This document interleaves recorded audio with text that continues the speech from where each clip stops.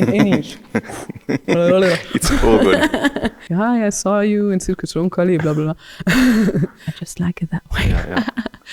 So thank you for having us here today. The idea of our discussion today is really with respect to our project that we are working towards, but you've been working on it already for a while, and we've met each other for now a couple of months, maybe a few months before the summer. Yes, it's the first time I see you in real life, isn't it? And we only met each other indeed online, so that's also nice to change.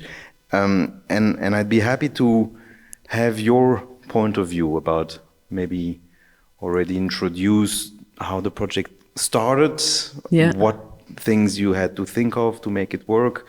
The floor is yours. Well, it's actually Min from the orchestra who asked me like, hey, Helene, are you willing to make something for the orchestra? I said, of course.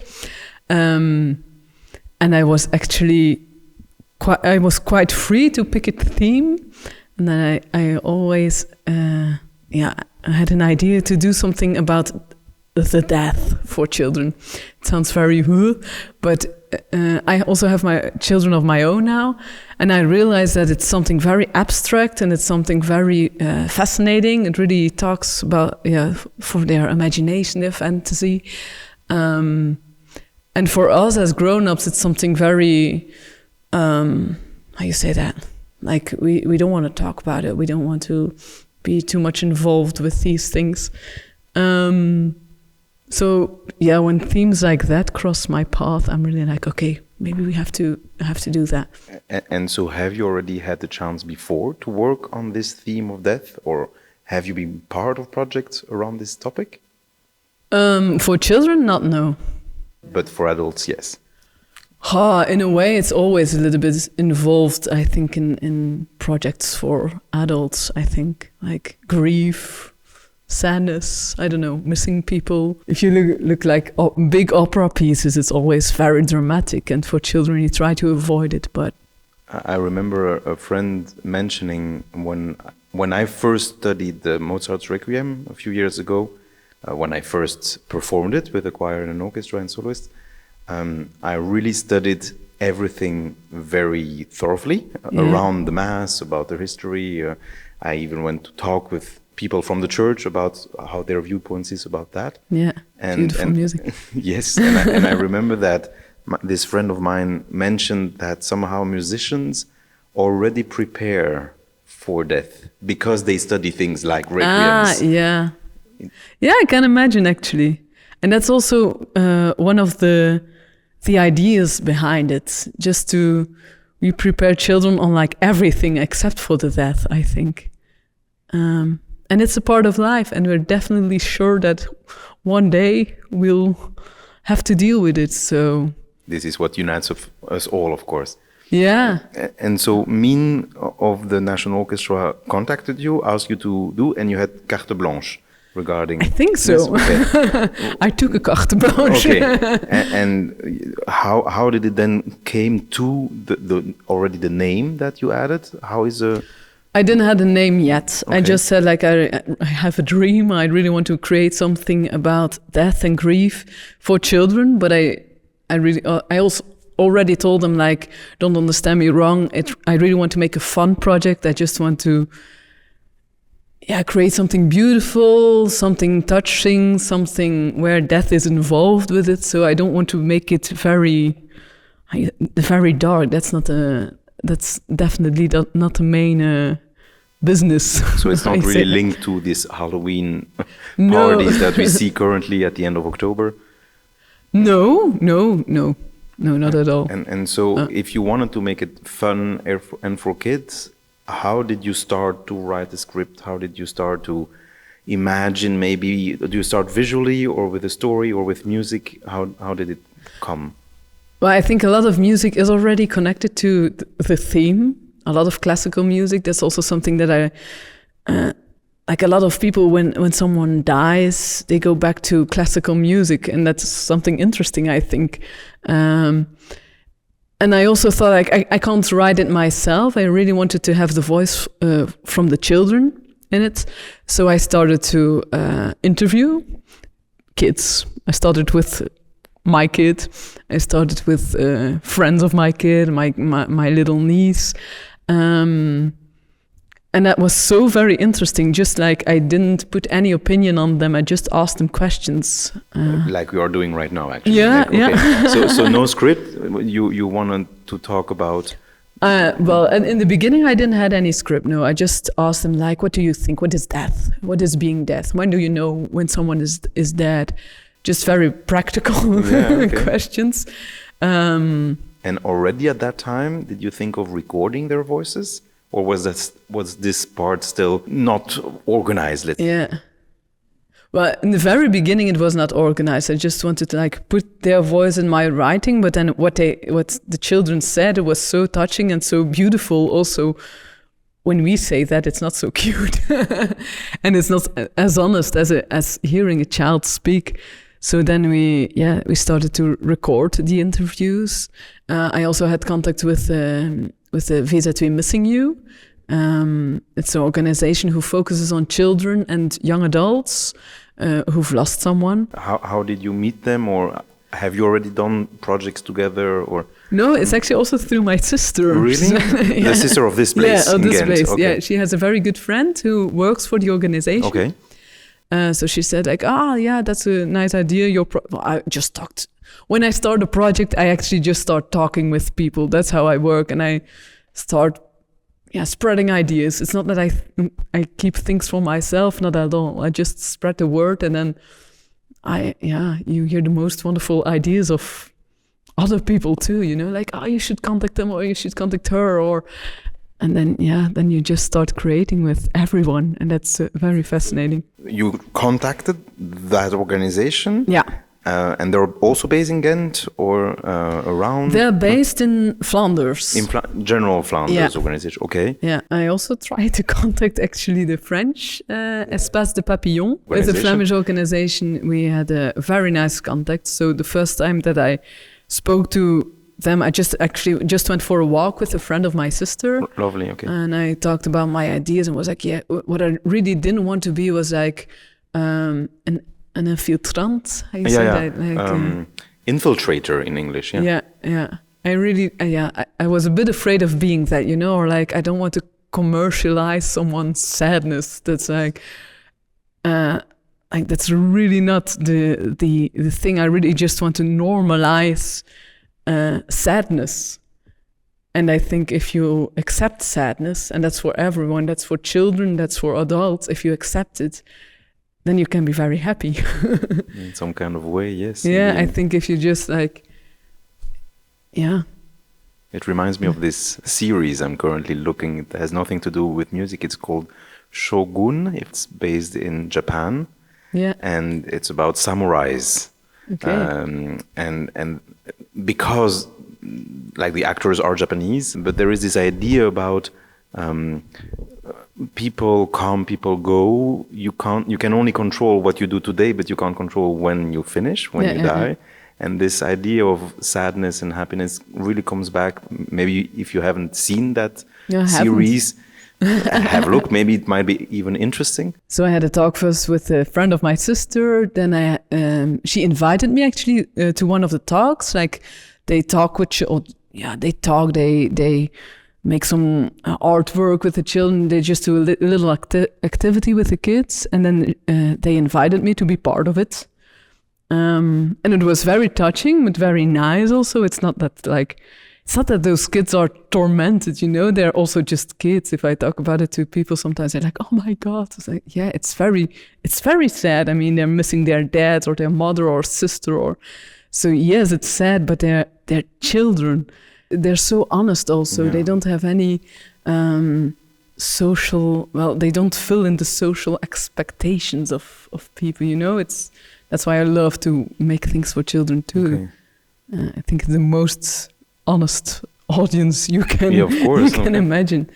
Do you think they will come to some rehearsals or to the concerts, or are they invited? Yes, they're invited. Okay, for sure. That's lovely. So, but that was actually the first part. I went to one of the meetings, and then I also came up with the idea I don't want them just to be auditive in the Beaux-Arts. I just also want something visual in the hall. And then my partner and I, we were thinking about the decor and stuff like that. And I was like, yeah, we need a coffin. Yeah, but what kind of coffin? And then I saw it's quite trending, actually, I think, if you can say that. But you can find coffins that you can personalize. Oh, really? Okay. And I thought, oh, that's such a beautiful idea. And then I came up with the idea that I wanted to decorate the coffin by those children. I talked, but also children I didn't talk because we took it more abroad than only Ghent. So we went to a kind of meeting day from Flanders, Visitui family meeting day, they called it. Okay.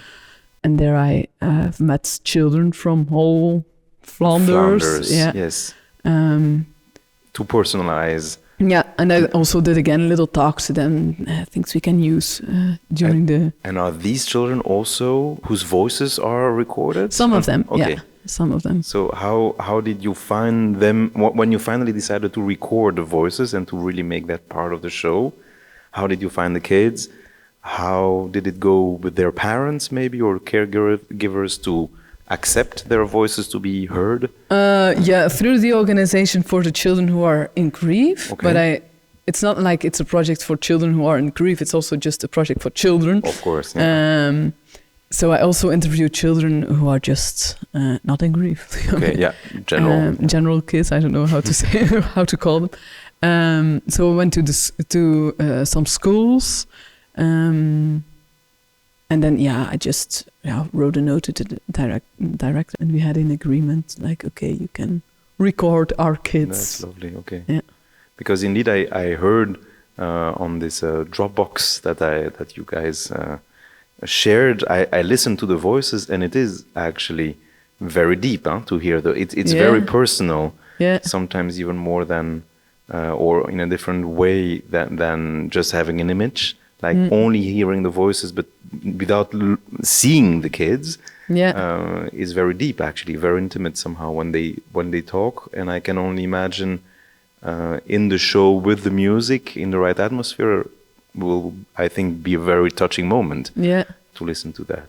And sometimes it's also very fun because we recorded children from 5 till 16-year-olds, so you have a big difference in age and experience. And also their philosophy or their fantasy of it. Like one kid said, like, you're dead when your head is cut off. Or another kid who says, like, when I die, I want my parents to walk around me and dance, and then my little soul can go to heaven. Some beautiful things. With energies, actually. Yeah. So you now, in the process of this project, have spoken to kids, have recorded kids as well. How did then the story happen? I know there is a clown. I know you are part on stage as well. Yeah. I know there is a baritone singer. Can you continue the creation of the story?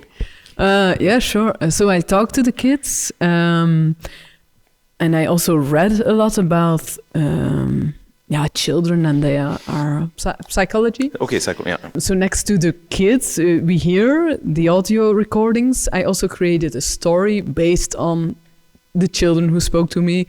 And I created a story about a grandmother and a father. Okay. And actually that's something, the idea came from when my grandmother died. I think 2 weeks 2 weeks after my grandmother died, the grandmother of my best friend died. And she said to me, like, I think they're like just playing cards together. And I really loved that image. So when I created it, I was like, we're just going to have 2 kids talking to each other. And they're going to fantasize like, okay, my grandmother died. And then, unfortunately, the father will die too from the other kids. And they're like, I think they're playing together. And then you see the fantasy of the kids. So I've created a story. You hear a Dutch-speaking child speaking to a French-speaking child. If you understand Dutch, you'll have the story. If you understand French, you'll also have the story. If you understand both of the languages, you'll have a little bit more detail. Perfect creation for our country. Yeah, absolutely. I think so, yeah. I really thought it through. So, and then you have the Dutch-speaking child whose grandmother died, and she's just fantasizing about it, talking about it. Like we start. I can give some spoilers now. I guess so, of course. Spoiler alert for the show. It's something I read also in a book, like children, how abstract they think or how cute they think. And it was a girl who said to her mother, "I know why my grandmother is cold. They didn't put any socks on her feet." And I thought that's such a cute phrase. So I started the show also with that phrase from that kid, like, and so it continues. Yeah, then she talks about her friend, and her friend's French-speaking friend says like, "Yeah, my father is still ill." And then, unfortunately, the father will die, and then he'll also appear on stage. So what you see on stage is really the fantasy of the kids. Of the kids, yes, absolutely. And then they start fantasizing about the two having fun together. Yeah. And then you also, so the grandmother will be performed by me. Yes, okay. I know I look very young for a grandmother, but I also wanted to be a very vivid grandmother. Because it's the imagination of the kids. And because you said they are having fun as well. They're having fun, yeah. And then you have the father, who's a baritone. And then I thought like, I really want to put some fun in this, you know? Something childish, fun, but also touching.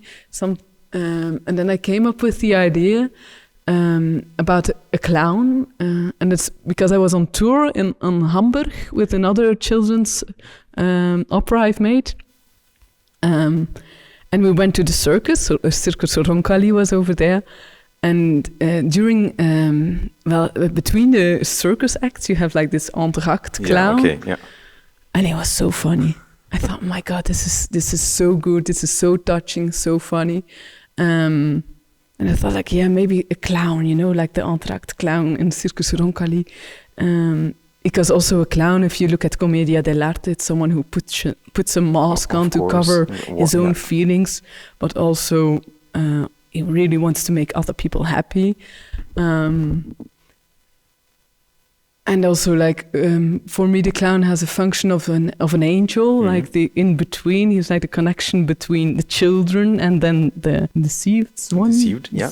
Voilà, so I had an idea of putting a clown. And you ask that clown from Hamburg? Well, I first thought, like, I'm just going to see if I find someone here. And then I asked Circus Planet here in Ghent. And they said, like, yeah, we only do acrobacy, but really clownery. It's not... And then at an evening, I was like, you know what? I'm just going to try to find the contacts of that clown. That one, yeah. Yeah, and I wrote an email like, "Hi, I saw you in Circus Roncalli, blah, blah, blah." I'm creating a show for kids, and did a little explanation of my plans. And yeah, another day after it, I already had an email, and he was saying like, "Oh my God, it sounds great." Voilà, and he was actually very enthusiastic about it. And available as well? Yeah, in a way, yes, just in between. Two other things. Yeah. Lovely. It's amazing. So, but he has not met you, I guess. It's a bit like you, actually. Online. We've only met online, so and we had already very long talks. And which were very nice. So yeah, I'm very curious. And so on stage, except a 70 large orchestra, there will be 3 people. So you, the baritone. Yeah, and I really wanted to use the hall because the hall in the Beaux-Arts is very Henri Leboeuf. It's called Henri Leboeuf. You have this organ. I thought, it's so beautiful. So the organ, you're sure you don't want to use some video screen? And no, the organ is beautiful. Absolutely. It's just fixed to the fantasy of kids. Yes. Okay. So it's more about the human part of grief and death. And what we would like, it's also something I've read. Like, how do you believe or do you believe or you don't believe? What do we do? Something like people want to decide, and then I've read like, if you want to believe and it makes you happier, just believe. Of course, yeah. So, and I thought like, yeah, sure, we don't know, we'll never know what happens when we die, and if it makes our life nicer to believe, yeah, please do. So that was a conscious choice when you make the story and the project to really have no religion inside it. Of course, you have some connections to it. Like a lot of children, when I ask, like, what do you think the place looks like or something like that, and do you go to somewhere or they started talking from their cells, like already, like, oh, there will be a lot of clouds, a lot of big clouds, and another girl said, oh, there will be a lot of flowers and a forest. And it also surprised me that they really went back to nature when they're like so small. Yeah. Okay.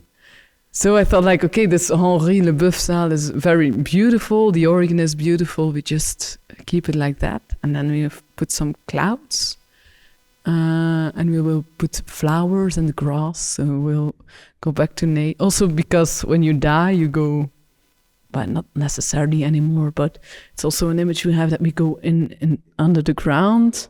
It's also a little kid who said, like, yeah, when you die, you get in a coffin, and then they start digging, and they put you under the ground, and then they put sand on it, and then you have to wait a little bit, and then they have to stamp on it. That's like very, very cute how she said it. So can you say more about the baritone that will sing as well? Yeah, sure. So that's the third person, not in the orchestra on stage. Not in the orchestra. Yeah, he's a good friend of mine. Okay.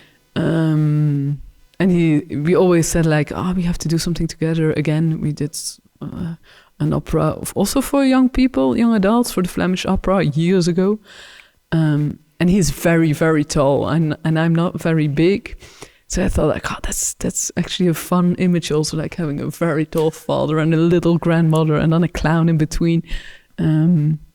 So voilà, and he's also a good singer, of course. That's lovely. I even saw how small of a world it is, of course, that a little bit before, I forgot the dates now, but I believe it's December or end of November, he sings in the H-Moll Messe of Bach. Yeah, that's the C minor Mass.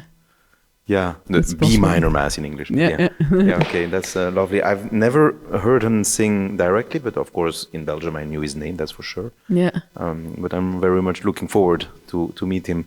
And so he will sing and act then. I think the three. Yeah. Only you and him will sing, but the clown will act. Maybe he'll sing too. Maybe you never know. You never know, probably. No, and the three of us will act. Yeah. And I believe that you said in discussions that even I will act as well. Yes. Okay. I'm looking forward to that. Me too. Yes, I want to involve the orchestra, of course, as much as possible. And you also have a little role. It seems like it. I saw it in the script.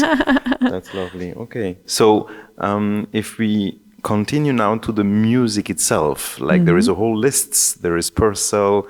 There are big symphonic works as well.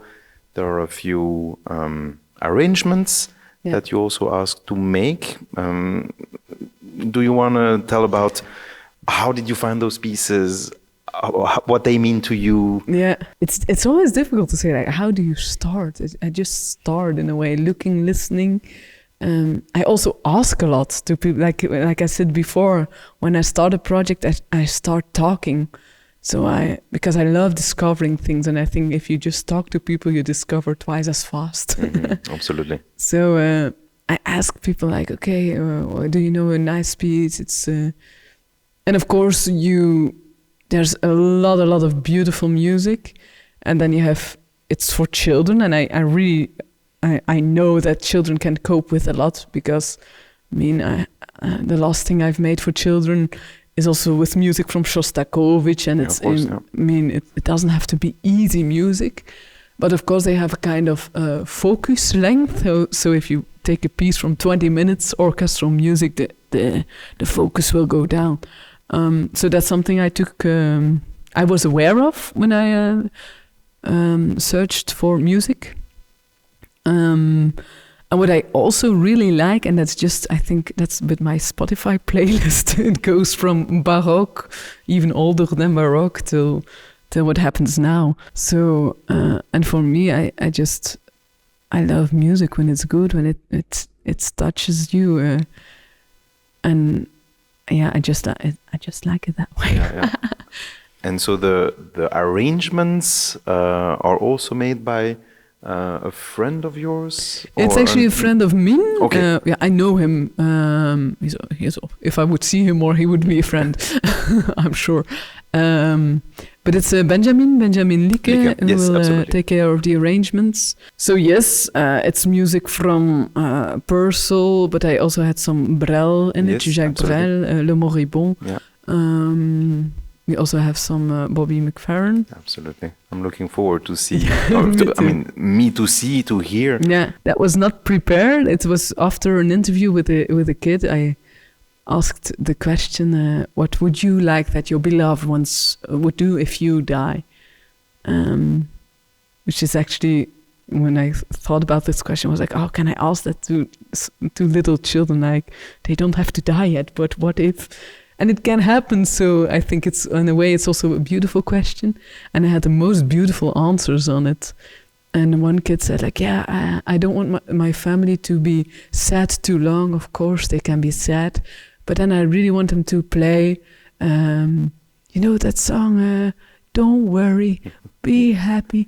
And she started singing. I was like, oh my God, we have to play this song. So I called the orchestra. Yes. We have to do it. Can we do it? Can we add one more piece in? I remember those emails, conversations. Yeah. That's completely fine.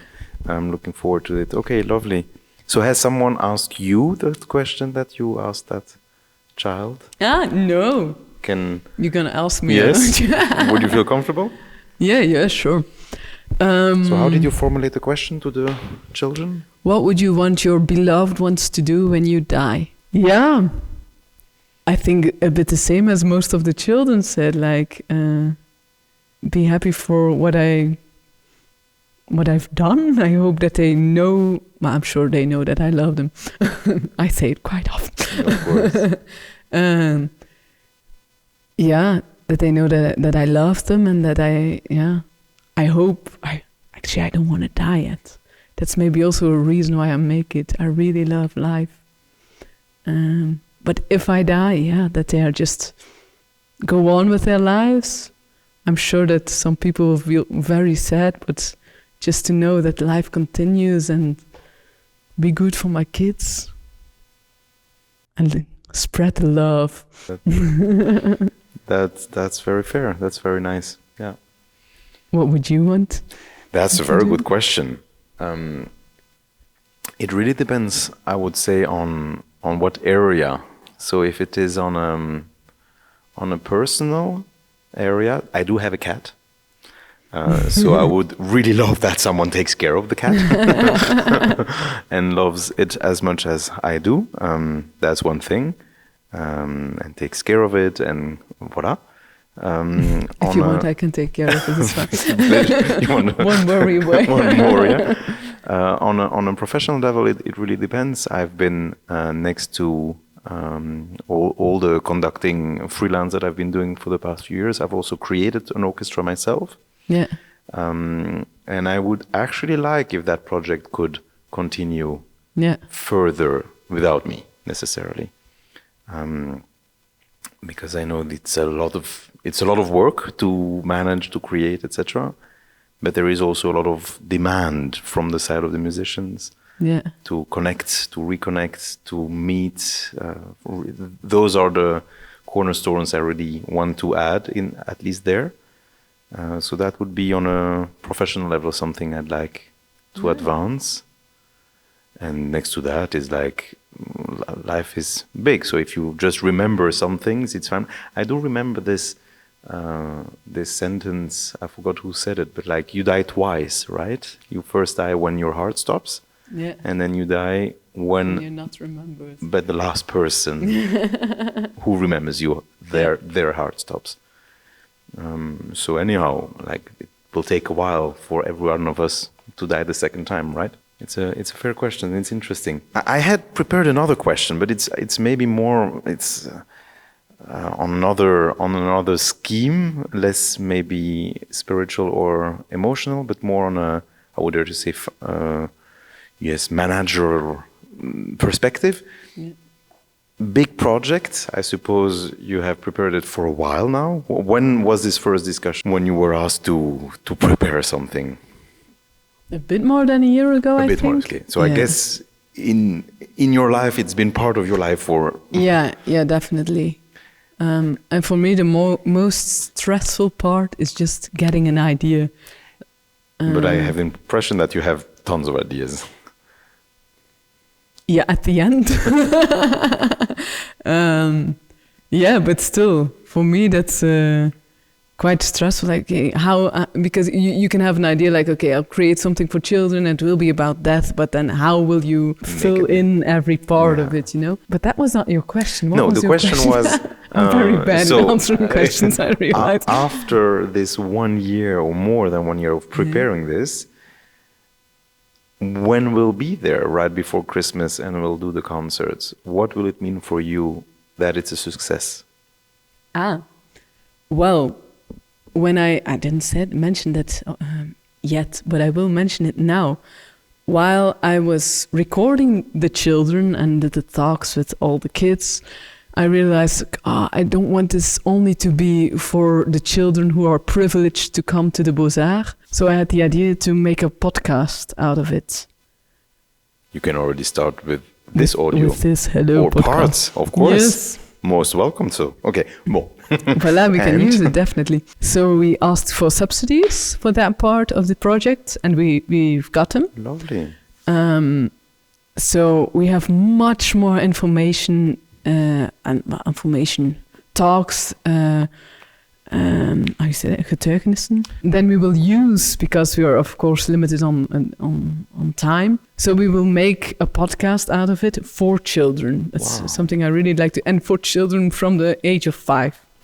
Okay, lovely. And maybe, but it's not sure yet, I'll just put an attachment for the adults, for parents or people who take care of children, so that they have a little bit of background information why this podcast takes place. Voilà. Yeah, when will I know that it's a success? That was your question? Well, for me, it's always just like when I make people happy or children, and when they had time to think, have a kind of other perspective view on things, or maybe not, just had a good time. I don't know. I'm actually quite very easily pleased. No, I think, if I'm very perfectionist in what I do. Like, I really want to make best out of it. But then if you can just reach the audience, then I'll be very happy. When I will not be happy? When there are not a lot of children in the room. Okay, but I did understand, though, that there will be quite a few schools that will be coming, at least for the school performances. Yeah. So the first day, so I think then there will be quite a lot of children. I do hope. Yeah, I think so. Yeah. I think the most beautiful thing, that's another discussion, of course, but can art change the world? Can it save the world? Like, no, art can't save the world, but empathy can change and save the world. And art can bring empathy. So if I can bring some empathy, and empathy for me is like just seeing things from another perspective.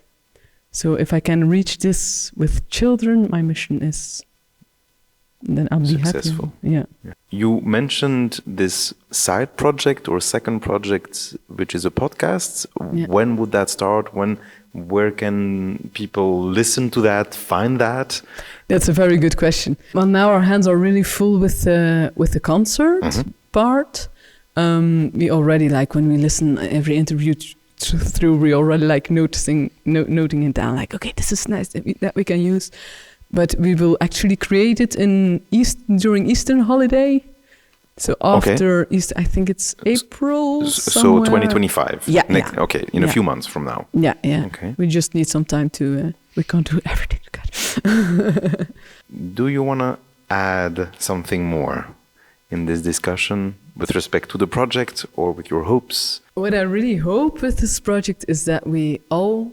I know we'll be with a lot of people on stage, and I think if you have like hetzelfde doel, like the same goal. The same goal, voilà. If we have the same goal, which is just creating something very beautiful for children, something touching, something like, okay, it's okay to be sad, it's okay to have those feelings, because Yeah, that's something I also didn't say yet. Please go.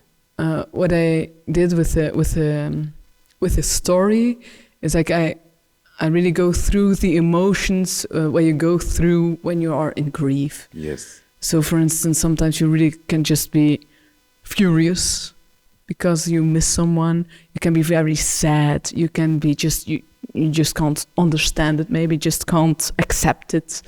So all these things we go through during the show. With the story, but also with the music. I think also for relieving your emotions, music is just, I think, the way to, go through your emotions. So if this is our goal and our main goal, I think we can make something very, very nice, I think, and very meaningful. That's maybe my thing, like that we can go through the story, through the emotions, and all go with the same goal. And then it doesn't matter how we go to it, when I create something or when I work with people, I'm happy to adapt, It's not like it's my way and not another way. I'll be singing my way though.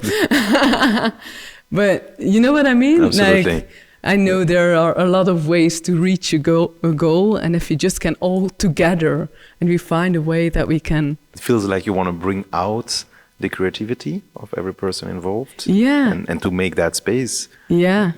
That's very helpful. For sure. Yeah. I think the best things are made with people together. I mean, you can't just make the best thing on your own. I checked my calendar, and the shows will be in December of this year, 2024, right before Christmas, a few days. Yeah. So we'll have 2 schools shows on the 19th, and then one more on Friday 20th and 21st of December. Exact. And it will happen in the Beaux-Arts in Brussels, in Belgium. You'll be on stage. Yes, together, you too. Me too. Together with a few others, a baritone singer. Charles de Keyser. Anatoly Ackerman, who will be playing the clown. Yeah. We have a coffin on stage. Yeah, grass and huge daisies. Yeah, we have the voiceover of the... I call them the real kids, so the real interviews. And then we have the voiceover of the Dutch-speaking kid and the French-speaking kid who have a conversation. Yeah. So they actually are acting kids, and it's also a voiceover. So you won't see the children, but you'll see their imagination. Lovely. And then on top of that, you'll have a full orchestra, the National Orchestra of Belgium. That will also be on the stage with us. Yes. Thank you. So, as I mentioned before the recording, this is my first interview. You did very well. With lights and cameras and stuff like that. Now will be the fun part of editing the video. Of course, I can show you, and we can use this for other discussions. But thank you for trying this out, this idea of interviewing. It's a pleasure. I appreciate it because it's a way for me also to better know you, and at the same time to share with everyone who is interested or involved. So that's thank really you for that. Cool. I'm very bad at answering questions, I realized, in English. It's all good.